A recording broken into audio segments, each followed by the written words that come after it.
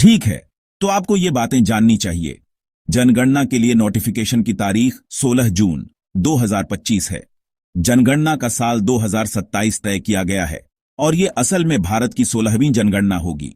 इसके दो मुख्य फेज हैं, 2026 में हाउस लिस्टिंग और फिर फरवरी 2027 में पॉपुलेशन एन्यूमरेशन। ज्यादातर इलाकों के लिए रेफरेंस डेट 1 मार्च 2027 है, लेकिन बर्फ से ढके इलाकों के लिए ये 1 अक्टूबर 2026 है। ये 2011 के बाद पहली जनगणना है, क्योंकि पिछली वाली कोविड-19 महामारी की वजह से डिले हो गई थी। कानूनी तौर पर ये सब 1948 के सेंसस एक्ट और 1990 के सेंसस रूल्स पर बेस्ड है। लगभग 30 लाख एन्यूमरेटर और 1,66,000 सपोर्ट स्टाफ इसमें शामिल होंगे। इस बार कुछ शानदार इनोवेशन भी हैं। Self enumeration, GPS tagged mobile apps और डिजिटल डेटा कलेक्शन। साथ ही कुछ नए थीम्स भी हैं, जैसे कास्ट काउंट, जो 1931 के बाद पहली बार हो रहा है। साथ ही क्लाइमेट माइग्रेशन, जेंडर आइडेंटिटी और डिजिटल यूज। सेंसस 2027 को आधिकारिक तौर पर मिनिस्ट्री ऑफ होम अफेयर्स ने 16 जून 2025 को गैजेट नोटिफिकेशन के जरिए नोटिफाई किया, जो सेंसस एक्ट 1948 और सेंसस रूल्स 1990 के तहत था। यह नोटिफिकेशन असल में 26 मार्च 2019 की पिछली योजनाओं की जगह लेता है, जिन्हें कोविड-19 महामारी की वजह से पोस्टपोन कर दिया गया था। फेज 1 हाउस लिस्टिंग और हाउसिंग सेंसस के बारे में है, जो 2026 में हो रहा है। इसका मुख्य गोल एक सॉलिड हाउसहोल्ड डेटाबेस बनाना है, तो जैसे घर का स्ट्रक्चर और बेसिक सर्विसेज तक पहुंच। इसमें 34 कॉलम के सवाल हैं, जो पीने के पानी के source, sanitation facilities, cooking gas, vehicle ownership, serial consumption, internet या स्मार्टफोन एक्सेस, कमरों की संख्या और बिजली है या नहीं जैसी चीजों को कवर करते हैं। अगला है फेज 2 फरवरी 2027 में पॉपुलेशन एन्यूमरेशन। ये फेज लगभग 20 से 21 दिनों तक चलता है। इसमें 28 कॉलम के सवाल हैं, जिनमें नाम, उम्र, लिंग, मैरिटल स्टेटस शामिल हैं और 1931 के बाद पहली बार एक नेशनवाइड कास्ट क्वेश्चन भी है। वे धर्म, नेशनलिटी, माइग्रेशन हिस्ट्री, जिसमें क्लाइमेट डिस्प्लेसमेंट भी शामिल है, gender identity, educational qualifications, employment details और टेक्नोलॉजी यूसेज के बारे में भी पूछेंगे। ठीक है, तो रेफरेंस डेट्स की बात करते हैं। भारत के ज्यादातर हिस्सों के लिए जनगणना की रेफरेंस डेट 1 मार्च 2027 होगी, लेकिन आपको पता है लद्दाख, जम्मू और कश्मीर, हिमाचल प्रदेश और उत्तराखंड जैसे बर्फ से ढके कुछ इलाकों के लिए यह असल में 1 अक्टूबर 2026 है। ईमानदारी से कहूं तो इस बार एक बड़ा बदलाव हो रहा है, जिसमें टेक्नोलॉजी जनगणना में एक बड़ी भूमिका निभा रही है। कुछ नए टूल्स पेश किए गए हैं, जैसे सेल्फ एन्यूमरेशन पोर्टल और ऐप। तो बेसिकली घर के लोग आधार या किसी और आईडी का इस्तेमाल करके रजिस्टर कर सकते हैं, एक यूनिक सेंसस आईडी पा सकते हैं और एन्यूमरेटर के आने से पहले ही अपना डेटा भर सकते हैं। फिर एन्यूमरेटर के लिए एक मोबाइल ऐप है, जो जीपीएस टैग्ड और जियोफेंस्ड है, जिसमें मैनुअल एंट्री की गलतियों को कम करने के लिए ड्रॉप डाउन मेनू है और दूर दराज के इलाकों के लिए एक ऑनलाइन सिंक मोड भी है। साथ ही एक census management and monitoring system या सीएमएमएस भी है, जो एक क्लाउड बेस्ड बैकएंड सिस्टम है। यह सुपरवाइजरों को एन्यूमरेशन कैसे चल रहा है इस पर नजर रखने के लिए एक रियल टाइम डैशबोर्ड देता है। आइए वर्कफोर्स को थोड़ा समझते हैं। तो आपके पास एन्यूमरेटर हैं लगभग 30 लाख और वे ज्यादातर स्कूल टीचर होते हैं। वे ही सबसे आगे रहकर डेटा कलेक्ट करते हैं। फिर सुपरवाइजर और सपोर्ट स्टाफ हैं लगभग 1,20,000, जो जिला और सब जिला स्तर पर चीजें संभालते हैं।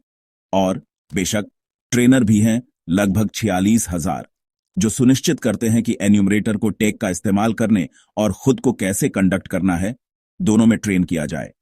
एन्यूमरेटर को स्मार्ट डिवाइस दिए जाएंगे और उन्हें मोबाइल ऐप चलाने, डिजिटल आईडी मैनेज करने और आपको पता है प्राइवेसी के बारे में किसी भी घर की चिंता को दूर करने के लिए ट्रेन किया जाएगा।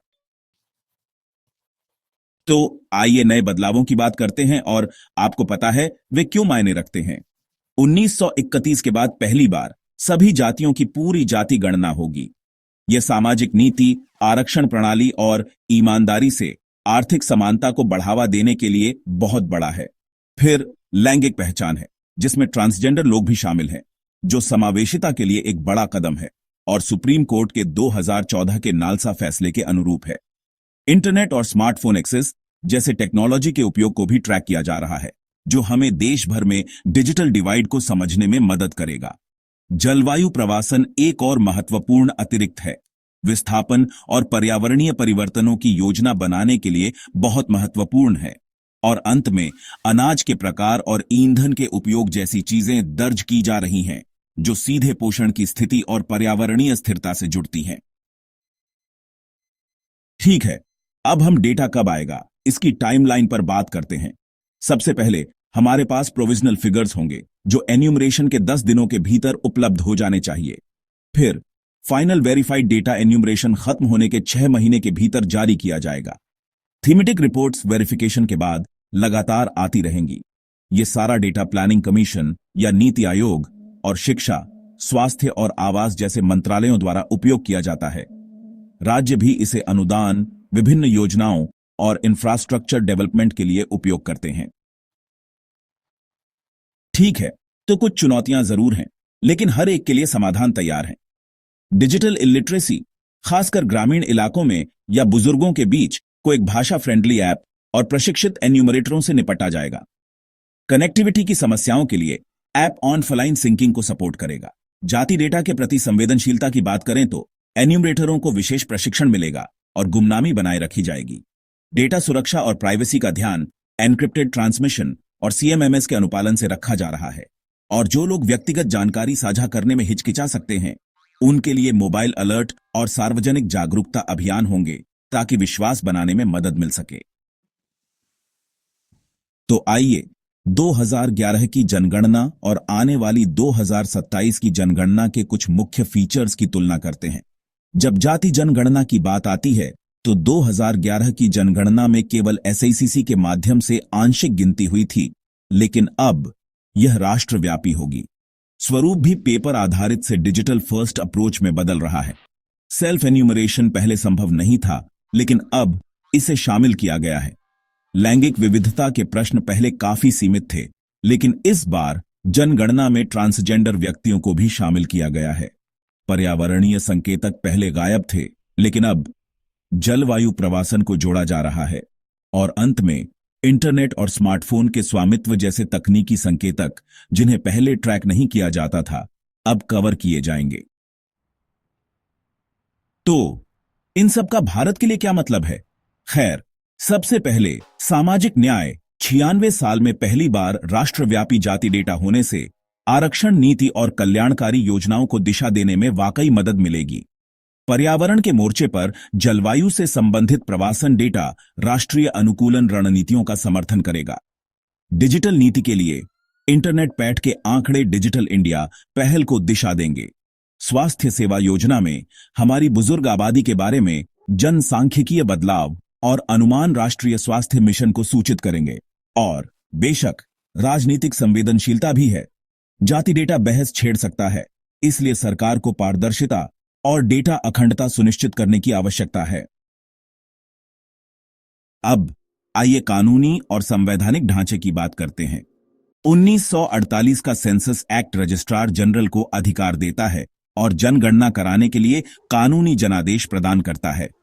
फिर 2017 में सुप्रीम कोर्ट के निजता के अधिकार के फैसले का मतलब है कि सभी जनगणना डेटा को लोगों की निजता का सम्मान करते हुए सावधानी से हैंडल किया जाना चाहिए। और 2014 में नालसा बनाम यूनियन ऑफ इंडिया मामले के लिए धन्यवाद। अब समावेशी लैंगिक डेटा, खासकर ट्रांसजेंडर व्यक्तियों के लिए इकट्ठा करने का एक कानूनी आधार है। अगर आप और गहराई से जानना चाहते हैं, तो यहां पढ़ाने और आगे पढ़ने के लिए कुछ आधिकारिक संदर्भ दिए गए हैं। पहला, सेंसस ऑफ इंडिया का ऑफिशियल पोर्टल। दूसरा, मिनिस्ट्री ऑफ होम अफेयर्स का गैजेट ऑफ इंडिया में नोटिफिकेशन, जिसकी तारीख 16 जून 2025 है। तीसरा, 1948 का सेंसस एक्ट, जिसे आप इंडिया कोड वेबसाइट पर पा सकते हैं। चौथा, नालसा बनाम यूनियन ऑफ इंडिया के लिए सुप्रीम कोर्ट का 2014 का जजमेंट। पांचवा, डिजिटल इंडिया मिशन रिपोर्ट्स जो digitalindia.gov.in पर उपलब्ध हैं और आखिरी माइग्रेशन एंड अर्बनाइजेशन पर नीति आयोग की रिपोर्ट्स।